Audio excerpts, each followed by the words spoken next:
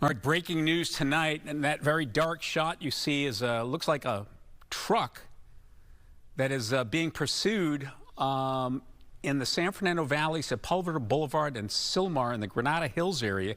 You see him going off the road and back on it. We're told that this is a carjacking suspect out of the Lancaster area. So you see him being lit up by the lights from the police helicopter. Not a lot of detail just yet. A carjacking suspect. You see what we now believe is the CHP behind them, at least two black and whites there. Again, this is the southbound I-5 in the Granada Hills area. Now the driver of that pickup truck looks like they're exiting the freeway. So we're not clear when this all began. Again, we're just told it was a carjacking suspect in the Lancaster area. Not driving particularly fast, in fact, almost stopping at that intersection.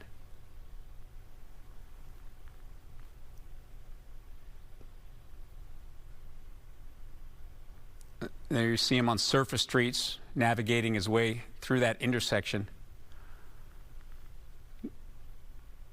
Yeah, not clear how many people are in that vehicle. Looks like he's going the wrong way on a one-way street.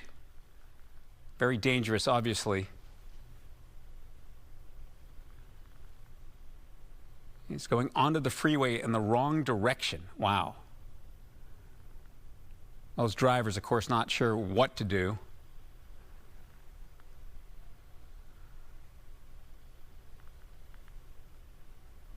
It's not clear whether we look at he's trying to stop or whether, now passenger doors open. Attempted carjacking. Wow, this is not good. Doors locked. That was smart. Now they're getting back in. Wow, this is a wild one. Driver continuing onto the freeway on the off-ramp. Obviously very dangerous.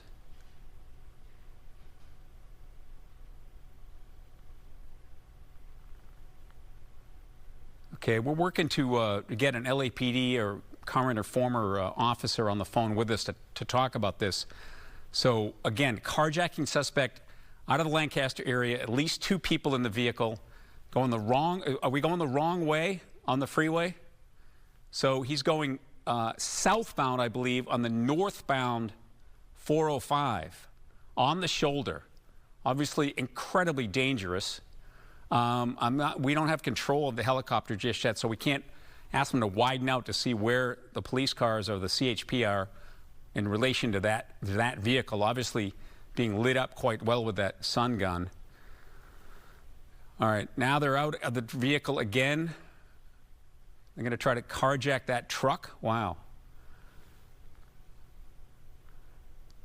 Police are choosing to obviously stay, and back off at this point rather than move in when they're jumping out of the vehicle. Now they're again, going off the freeway. It looks like an on-ramp. It's tough to know precisely what exit they're on. It looks like, is it that left front tire that's shredded? Yeah, front left tire is shredded. We don't know whether they hit a spike strip from earlier. Now the wow. All right, so it looks like the suspects that were being pursued jumped out. You see the driver of that 18-wheeler jumped out of his truck, and now they're going to back it up. Some type of tanker truck. Wow, where is the CHP? We're not sure where the CHP is in this. All right, we're joined on the phone by Tim Lynn. Tim, are you watching this? I am, Phil, and this has been unusual and really a dangerous pursuit here. Now, carjacking with this big rig with that tank, as you were mentioning. It's unknown what is in there. So where are the authorities in this one? I know the shot's fairly close up, but they just wanted to wait and watch and see what happens, maybe not escalate the situation? Well, they get into surveillance mode, and they'll back off. Since this came from the Sheriff's Department and then handed off to CHP, it could have gone into surveillance mode to where they let the helicopter just track. But at that point, they have to go to a point where they come in and get back into pursuit. But now this is really taken a turn. You can see it's got milk. It's more than likely a milk truck we have here, because that does look like some type of food vessel there. But anyway, yeah, they'll go in that surveillance mode and hope that the driver, just slows down, pulls over, gives up the vehicle, and takes off. But just the opposite happened here, and that's what happens when you get into these surveillance modes, where it can go the complete opposite way. Now you have two suspects in a very large vehicle heading northbound on the 5 freeway up into the Santa Clarita area here, Newhall Pass, and now they have thousands of pounds of truck with them. They're going to be very difficult to stop. And as they continue north here, now you're starting to see the lights go by the opposite direction as they were doing a traffic break there. But CHP, I'm sure, is watching the feed from the helicopter, is also keeping track of this and getting units into position. But at this point, there's not a whole lot they can do. They can spike strip, but it's very difficult to do on large trucks like this. Yeah, I mean, it seems like they have no choice but to just keep tracking it, right? Yes, and that's kind of what they did in the beginning here. But the problem is now, with his propensity of going the wrong way on the freeway, ramming into other cars, and now in a big rig like this, they're going to need to go up and shut the freeway down ahead. Looks like we're picking up maybe the 14 freeway. Yeah. They're going to get ahead and try to keep the freeway open in front of them, and they keep the vehicles away from them, because at the slow speed of the truck, regular traffic is going to be passing, and you kind of want to keep that from happening as they continue north here. But yeah, they got their hands full with this one now. So can a spike strip penetrate those type of heavy-duty tires?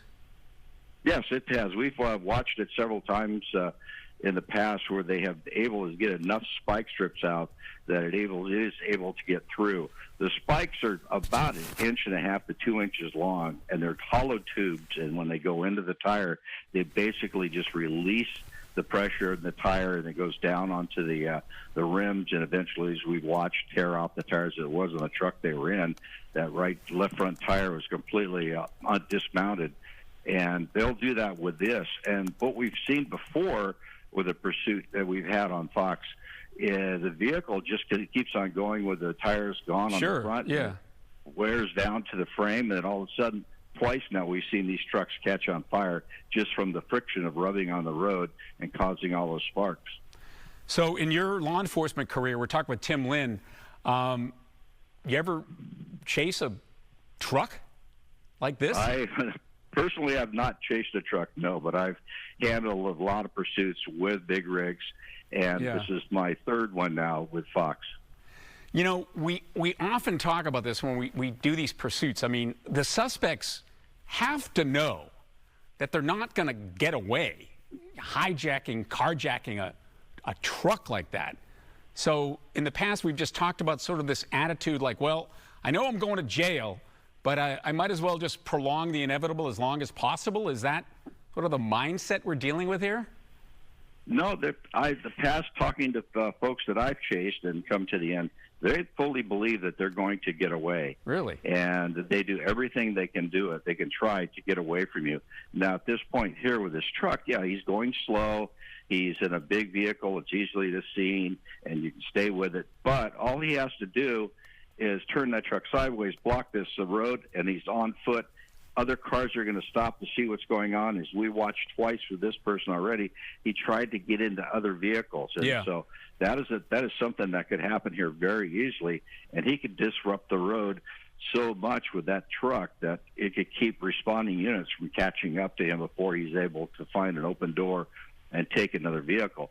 But at this point here, you have a sense of superiority because you're in this large vehicle, and it can go. The one thing about these large vehicles, though, is sometimes they do have equipment on board that the company can shut it down. Yeah, I was going to ask about that. I mean, we don't know what company this belongs to, but I presume it has at least the tracking capabilities on it, and perhaps the ability to shut it down remotely, although it's not clear, you know, on a Sunday night at almost 11 o'clock, you know, who and what is going to be, you know, initiating that type of thing. So who runs this pursuit at this point? I mean, this started, we believe, on surface streets in Lancaster, and they get onto the freeway. The CHP pretty much take over? Yes, once the sheriffs got up on the freeway, they requested CHP to take over. And once CHP takes over, all other law enforcement agencies have to back out, except for an area unit. If the CHP area unit is not there, then the Highway Patrol, the California, the LA County Sheriffs will stay overhead, or LAPD. But most of the time, I hear it will be probably the sheriffs who will stick with it, because it's going back into the Antelope Valley area here northbound. And so it's going to be the CHP's jurisdiction at this point until this thing crosses state lines. Yeah, this is kind of a bizarre one. I mean, we've seen a lot of unusual pursuits. I mean, this guy's moving pretty good for a big rig like that. Now it's 56, but earlier it was in the 80s. I imagine they want to be extra careful. Now our speedometer is going a little crazy there. I imagine they want to be extra careful that they don't cause an accident with the pursuit. Right, and because, like I said, there's a lot of weight there with this vehicle. If it's loaded, especially, it's going to be a lot of inertia. If it gets out of control and starts hitting things, it could even go through the center divider and into oncoming traffic. But the speeds at this point, it's a little bit of an uphill climb here at Calgrove. Looks like we might be getting off at Calgrove. Now this is going to take it down on the surface streets, and this completely changes the dynamic of this pursuit. I mean, I know police, the sheriffs, as a matter of fact, I did one at the sheriff's driving facility out there in Castaic, and the CHP, they train for pursuits all the time, but do they train to pursue a vehicle like this big? And do they do anything differently? Not any pursuit classes that I've been through have we talked about chasing big rigs. I mean, it's not a whole lot different chasing a big rig as it is chasing a small vehicle. But it's just, you have to flex with what's going on. Just making the U here, getting back on the freeway. You have to flex with what you have. As a police officer, you must adapt to what's going on in front of you. If you're chasing a small vehicle, high rate of speed, or if you're chasing a vehicle of this size, low rates of speed, you do what you can to maintain the safety on the road for the public that's around them. You try not to do anything that's going to cause it to become a bigger deal. Communicate with your officers around. They to get a tactical plan set up to figure out what they're going to do next. A lot of people get together and come up with ideas here to figure out what they plan to do. Now, the CHP is very good on their freeways. They're very knowledgeable with the topography. They know their different choke points of the freeway. That's where the freeway narrows down to sometimes 2 lanes, and they know those areas to where they can put the spike strips out, and they will get ahead and plan ahead to try to get ahead to put out those spike strips or have them ready. The problem with that is, with the size of this vehicle, you don't want to put yourself in danger of getting out in front of this vehicle and having him ram you, because it'd be terrible if you're stopped and an 80,000-pound vehicle runs you over. Yeah, I mean, also there's got to be questions about, if you do the spike strips on a vehicle that big and it goes out of control for some reason, then you have a much worse problem. So, right. But that's the spike strips are designed to lower to drop the air out of the tires slowly, and then the vehicle will start eating the rubber off the rims. And unless the driver just is at a high rate of speed when he hits them, and that goes away very quickly, then you got a problem. Like going down the backside of the Grapevine, you probably wouldn't do it from Port to Hone up there. Go ahead. Also, I mean, this is a sort of a milk tanker truck. I'm assuming it's also what we consider an 18-wheeler. So, if you hit a spike strip and you get lucky with 1 or 2 tires, then you got 16 more to keep moving on. So, yeah, this is a really this is a challenge for law enforcement. It is. And going back to the spike strip that you're talking about, you only have to get the front 2 tires and the 2 driving tires on the back of the tractor part. The trailer doesn't really matter.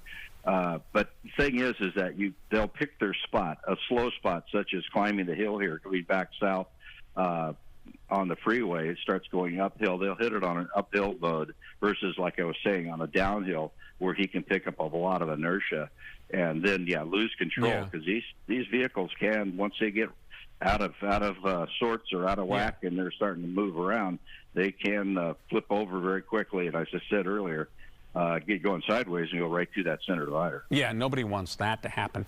So No. up ahead, so is that what they're doing? I mean, I know he's a little bit unpredictable. He was going southbound, then he was going northbound, getting on and off. But, I mean, you need a bit of lead time to shut the freeway down and get the spike strips in place, right? Well, what they'll do is they'll slow down the vehicles behind him so there's no traffic passing. They'll shut off the on-ramps and try to get the number of vehicles on the freeway to a minimum. And then once they get a clear path and they get into an area of the freeway that's not really busy. Well, it's southbound 5, and it collects the trucks up, and they go in that tunnel. And as they come around, they have an option to get on that 14 northbound. So it depends on which lanes he picks up. But you can see now there's CHP units all over. Now he's inside and under that tunnel right now. So right here, he could have turned, blocked traffic, and tried to steal a car in that tunnel. So they're waiting for him to pop out. Is that him there? No. So he's in the tunnel. So he could be on foot now going the opposite direction trying to get out. Up there he comes. Yeah, there he goes. Yeah, so there's all kinds of things that can happen, but there are a lot of CHP officers on the road that can get out and set up in different directions to anticipate which way he's going to go. So if he takes that northbound 14, there's officers there. If he continues south on the 5, or if he picks up the 210 east, they can get ahead of him. And like I said, they're looking for their choke points. They're looking for that spot that they've already predetermined where is a good spot to do it, and that's where about the only thing they can do with this truck. If they can't get it remotely shut down, then a spike strip is the only thing that they can do. But luckily, he is not driving too erratically right now. Yeah, he's just kind of moving along and staying with traffic, and luckily not trying to weave and move other trucks off the road like we've seen before. Yeah, and I'm surprised that other truck that you saw there on his left was still there. I mean, apparently just went right by the trailing CHP officers. Yeah, unfortunately, the folks around here have no idea what's going on. They just know this truck is going, and the night sun from the helicopter is on it, and they're just trying to figure out what is going on. So they're just doing their normal thing, driving their rig to where they need to go, and they have this second rig go by them. So probably the last thing in mind that they know this thing has been carjacked. Yeah. We're talking with former law enforcement officer Tim Lynn, who's sort of an expert on all of these things. I guess when you're in Southern California and you're a law enforcement officer and you're a pilot and you're on the news, then this is sort of a fact of life. I mean, can they just sort of just follow them until tomorrow? Oh, they can. I mean, I know there's a fixed amount of fuel on board, but, you know, he's not going anywhere that they can't see him. So there's no urgency to stop him. Right. And also the driver who was on board that got out is probably giving them information on how much fuel is on board, how many hours are left on the vehicle. They see a CHP right there on the side of the road. But yeah, even the ones that they try to stop go for hours. I mean, 6-7 hours at a time. And what they'll do, sometimes they'll just stay in the same area that they're familiar with. Yeah, we've heard that before. They'll. This one here, he went north and decided to turn around and come back and go south. So it's no telling where this guy's going to end up. Yeah, but see, Tim, I don't understand why these other vehicles are still passing him. I mean, are the CHP vehicles behind them not stopping traffic? I doubt there's CHP behind it, because more than likely, if they were there, they'd be doing what's called a traffic tracking mode. Weaving. Yeah. Well, they do a weave. You've seen that when they're trying to slow traffic down for a traffic hazard. Yeah. They get behind and weave and hold traffic back. The main line. Now, but you're still going to have the folks coming on the freeway who are going to pass. Now, here's a CHP unit, 2 CHP units popping on, and they're going to start breaking it down. Now you got 4. So now you have a large amount of CHP units behind it. That will keep all traffic from passing it, except for the things that come onto the freeway. So as we continue south on the 5 freeway here through Sylmar, he's going to come up on the 405 here as well, and he could end up going south 405. In fact, that might be the 405 interchange right there, I believe. So, and then 118 is down a little bit further. So he's got a lot of directions he can go at this point. In fact, that's the 405 interchange right there. And so if he continues south now, he's got the 118 ahead of him. They're going to stay behind him, and I guarantee you there's units ahead that are trying to block off on-ramps as best they can. But there's only so much you can do. And so you're going to have to leapfrog and have different offices as they go along. That's the one advantage CHP has over local law enforcement. They have jurisdictions within their department. They're called offices, and each office will take charge of their area and pass it off to each other as it goes down. So you don't have new hall officers down in the middle of South Central or something. Yeah, I mean, there's Central Division. Yeah, it's a very well coordinated effort. So, Tim Lynn, I want to thank you for jumping on with us on short notice. I'm Phil Schuman. This is a live pursuit on the I-5 southbound of a carjacking suspect, started in Lancaster in a pickup truck, attempted to carjack a passenger car, and then carjacked live on our air this truck that looks to be some type of milk delivery truck. So we're going to sign up for now, but you can watch this live on the Fox local app and check it out on Good Day LA at 4 a.m. Live on the Fox local app and check it out on Good Day LA at 4 a.m. It was sparked by the 1994 Northridge earthquake. Her journey took her from Cal State Northridge to Mississippi State University and across the country from New York City to Houston. Star's not just about